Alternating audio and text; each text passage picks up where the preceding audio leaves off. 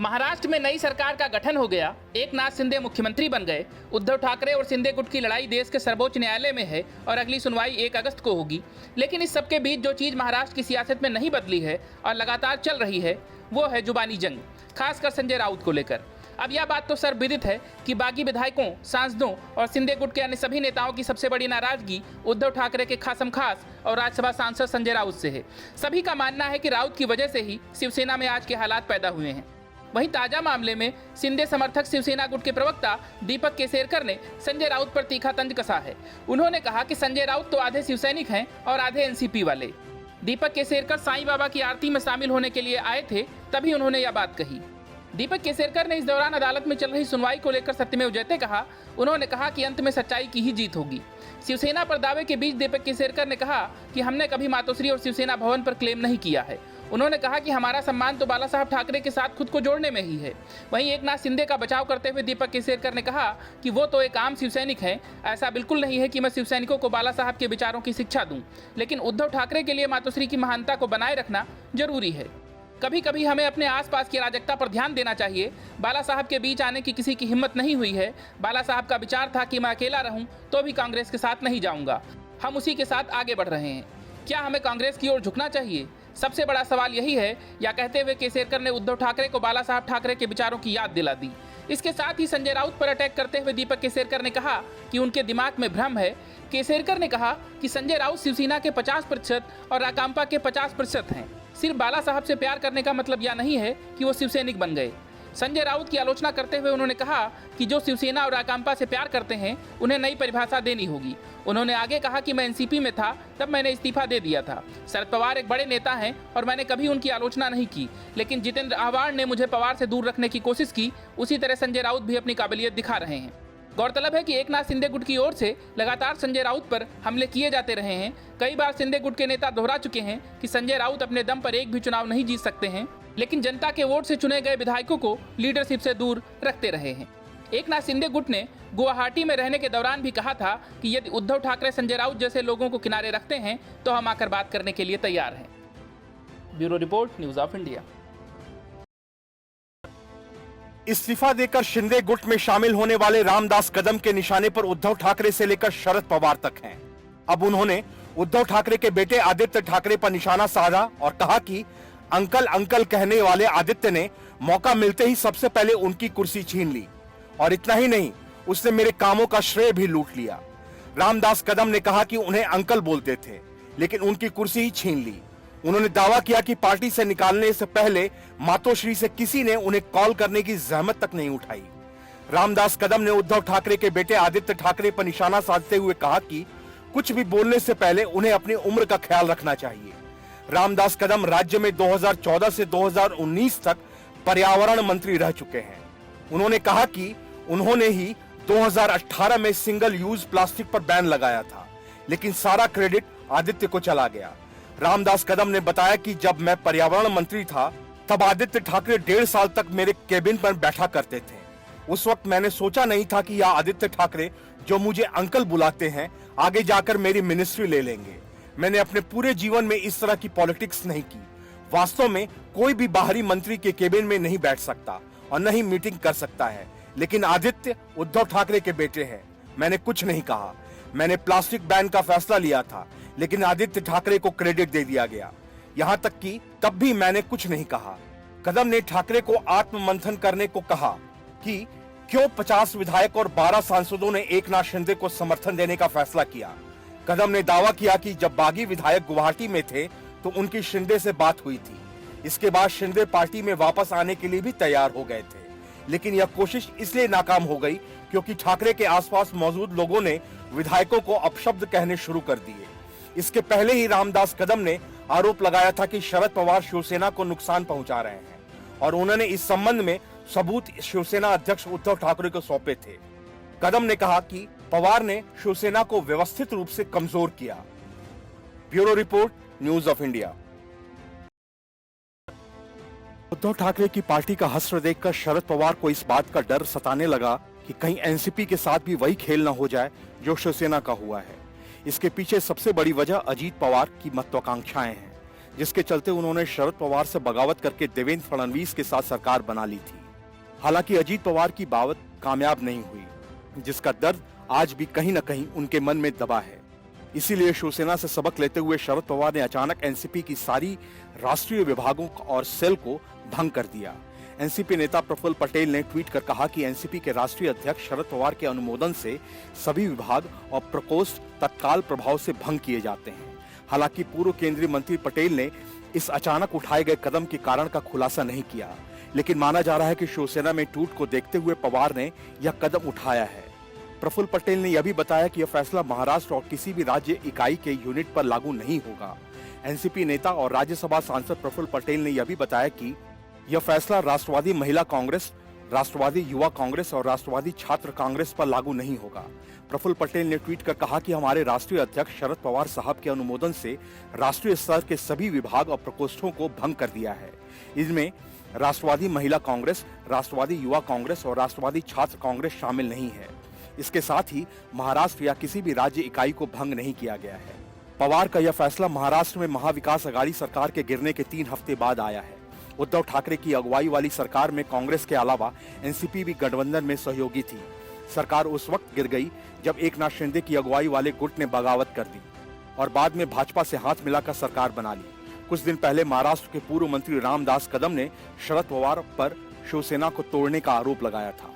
उन्होंने कहा था कि शिवसेना अध्यक्ष उद्धव ठाकरे को उसका सबूत भी दिया था।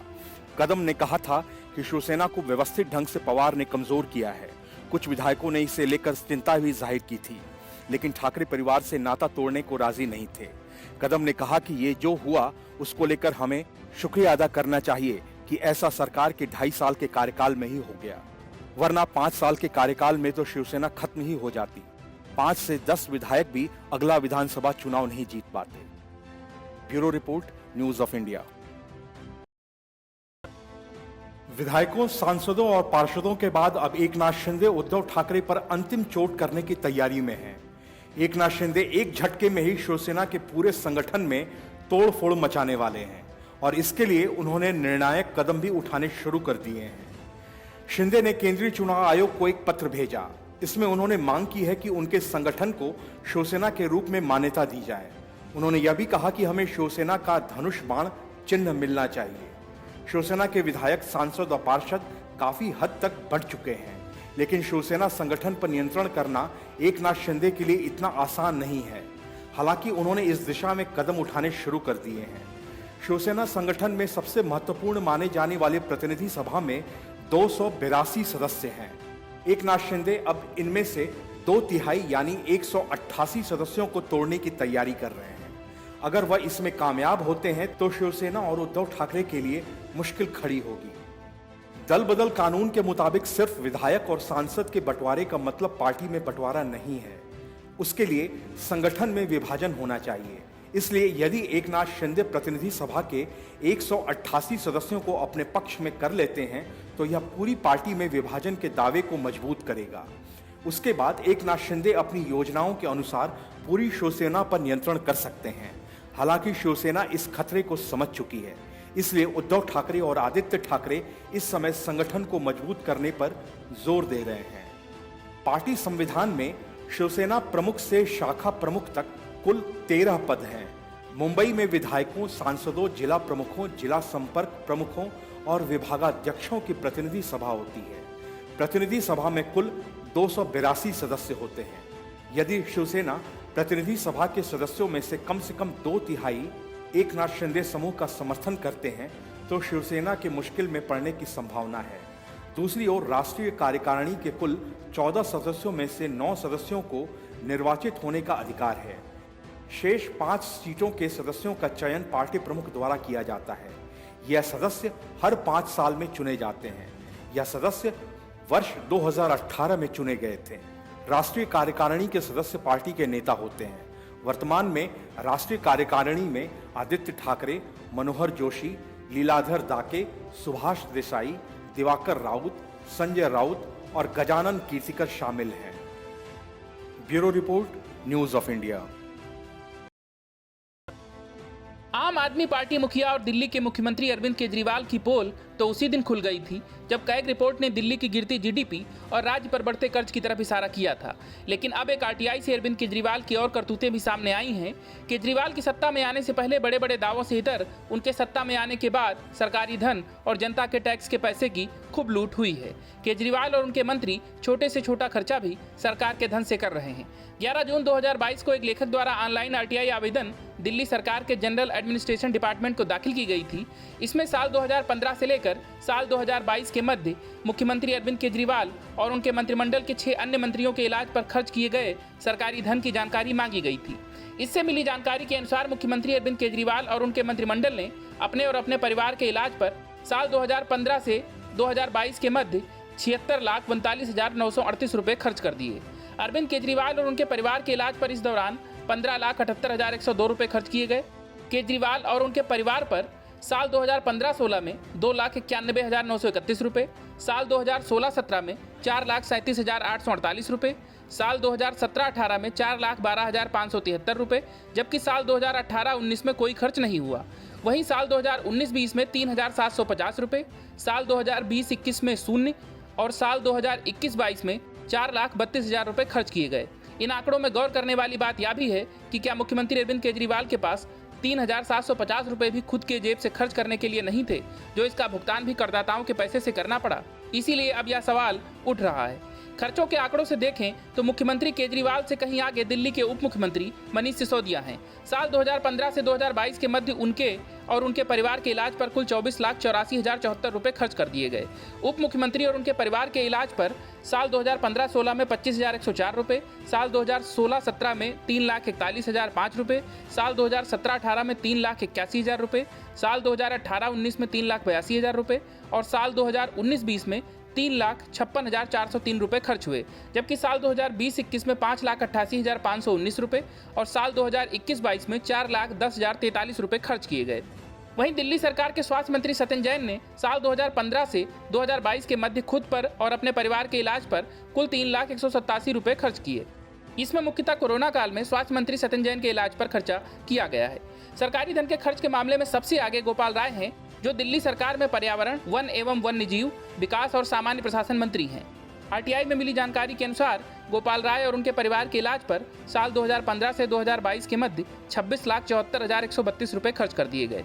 गोपाल राय और उनके परिवार के इलाज पर साल 2020-21 में 5,80,001 रुपए और साल 2021-22 में 13,71,573 रुपए खर्च किए गए।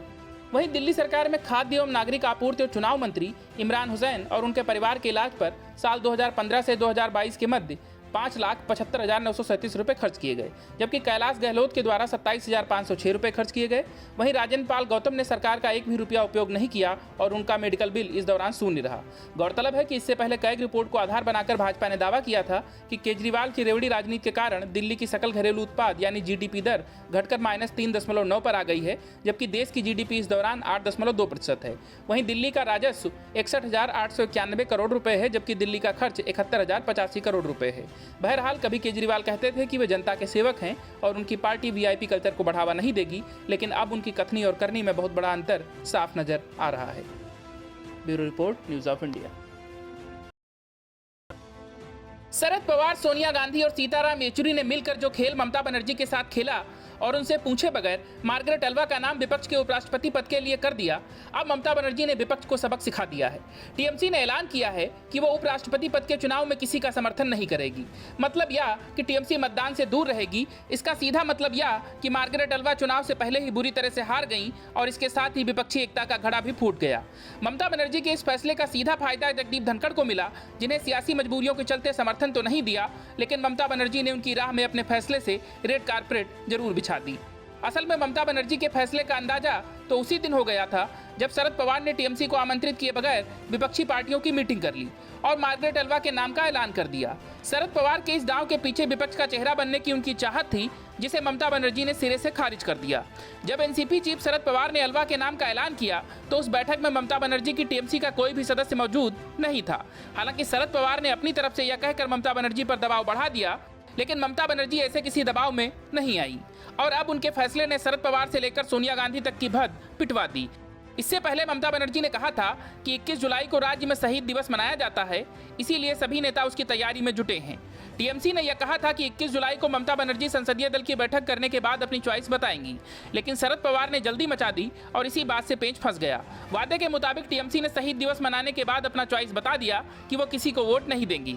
हालांकि ममता बनर्जी के मार्गरेट अल्वा से संबंध काफी अच्छे रहे हैं, लेकिन जगदीप धनखड़ से भी उनके व्यक्तिगत संबंध अच्छे हैं। जब राजीव गांधी देश के प्रधानमंत्री थे तो अल्वा उनकी करीबी मानी जाती थी। वो कुछ समय तक पीएमओ की मंत्री भी रही। राजीव गांधी ने ममता बनर्जी को पश्चिमी बंगाल में युवा कांग्रेस का अध्यक्ष बनाया था। कुछ समय तक Mamata Banerjee all India youth Congress की भी प्रेसिडेंट रही। ममता बनर्जी और अल्वा के संबंध अच्छे रहे हैं, लेकिन ममता बनर्जी को इस बात पर आपत्ति है कि अल्वा का नाम डिसाइड करने से पहले उनकी राय नहीं ली गई। जगदीप धनखड़ ने पुराने सभी गिले सिकवे भुलाकर ममता बनर्जी से उनका समर्थन मांगा था। 28 जून को टीएमसी का प्रतिनिधि मंडल उनसे मिलने राजभवन गया था। धनखड़ ने उन्हें एक कहानी भी सुनाई थी। उन्होंने कहा था कि जब 1990 में सीपीएम ने ममता बनर्जी पर हमला किया था तो उस वक्त केंद्र में लेफ्ट के सपोर्ट से वीपी सिंह की सरकार थी। मैं सरकार का हिस्सा था, लेकिन मैं इस फैसले से बेहद दुखी था। उन्होंने आगे कहा कि सीपीएम की आपत्ति के बावजूद मैं ममता बनर्जी को देखने कोलकाता गया था। इसीलिए कहा जा सकता है कि ट्वीट वार के बावजूद धनखड़ ने ममता बनर्जी से व्यक्तिगत संबंध अच्छे बनाए रखे हैं। माना जा रहा है कि जगदीप धनखड़ को ममता बनर्जी ने अपनी तरफ से इसी बात का इनाम दिया है। Bureau report, news of India. Rajasthan में कांग्रेस की आंतरिक कलह लगातार बढ़ती जा रही है। अभी तक लड़ाई अशोक गहलोत और सचिन पायलट गुट के बीच ही थी, लेकिन अब और विधायकों ने भी मुख्यमंत्री अशोक गहलोत के खिलाफ मोर्चा खोलना शुरू कर दिया है। इसी कड़ी में राज्य में सत्तारूढ़ कांग्रेस के विधायक वाजिब अली ने अशोक गहलोत सरकार पर कई गंभीर आरोप लगाए हैं, जिसके बाद से राज्य में सियासत गर्मा गई है। उन्होंने अपनी ही सरकार के मंत्रियों और नौकरशाही पर निशाना साधते हुए कहा कि अनेक विभागों में जनता से जुड़े काम नहीं हो रहे हैं। उन्होंने कहा कि मंत्रियों का यह रवैया ठीक नहीं है और ऐसा ही रहा तो इसका नुकसान आने वाले चुनावों में उठाना पड़ सकता है। गौरतलब है कि भरतपुर के नगर से विधायक वाजिब अली उन 6 विधायकों में से एक हैं जो 2018 का विधानसभा चुनाव बहुजन समाज पार्टी के टिकट पर जीतने के बाद कांग्रेस में शामिल हो गए थे। इसीलिए उनका इस तरह आरोप लगाना गहलोत सरकार के लिए ज्यादा मुश्किलें खड़ी करने वाला है, क्योंकि वो ना तो पायलट गुट के हैं और ना ही गहलोत गुट के। वहीं अली ने कहा कि बहुत से मंत्री ऐसे हैं जिनके विभाग में कोई काम नहीं होता। उन्होंने कहा बहुत से मंत्रियों का रवैया ऐसा है कि मानो वे जिंदगी भर के लिए मंत्री बन गए हों, लेकिन ऐसा है नहीं। उन्होंने विशेष रूप से शिक्षा विभाग में उर्दू शिक्षकों की भर्ती एवं स्कूलों में उर्दू विषय शुरू किए जाने से लंबित मामलों का जिक्र किया। विधायक ने कहा कुछ विभागों में काम होता ही नहीं है, ये सभी जनता से जुड़े मामले हैं और अगर इनका समाधान नहीं होता है तो निश्चित रूप से इसका नुकसान आगामी चुनाव में होगा। सरकार दोबारा बनाने के लिए अकेले मुख्यमंत्री की मेहनत से ही कुछ नहीं होगा, हम सभी को मेहनत करनी होगी। हम तो मेहनत कर रहे हैं, लेकिन जो नहीं कर रहे हैं उन्हें इसका खामियाजा भुगतना होगा। गौरतलब है कि राज्य में अगले साल के आखिर में विधानसभा चुनाव होने हैं और इससे पहले गहलोत सरकार की मुश्किलें लगातार बढ़ती जा रही हैं। हाल के दिनों की कई घटनाओं ने कांग्रेस सरकार की इमेज हिंदू विरोधी की बना दी है और अब इस तरह के आरोप कांग्रेस के लिए नई चुनौतियां पैदा कर रहे हैं। वहीं वाजिब अली ने आगे कहा कि समस्याएं बड़ी हैं, अगर वक्त रहते हमने इन्हें नहीं सुलझाया तो बहुत बड़ा खामियाजा पूरी सरकार को भुगतना पड़ेगा, मैं साफ शब्दों में कहना चाहता हूं। गौरतलब है कि बसपा के टिकट पर विधानसभा चुनाव 2018 जीतने वाले 6 विधायक राजेंद्र गुढ़ा, लखन मीणा, देवचंद खेरिया, संदीप यादव, जोगिंदर अवाना और वाजिब अली सितंबर 2019 में कांग्रेस में शामिल हो गए थे। Bureau report, news of India.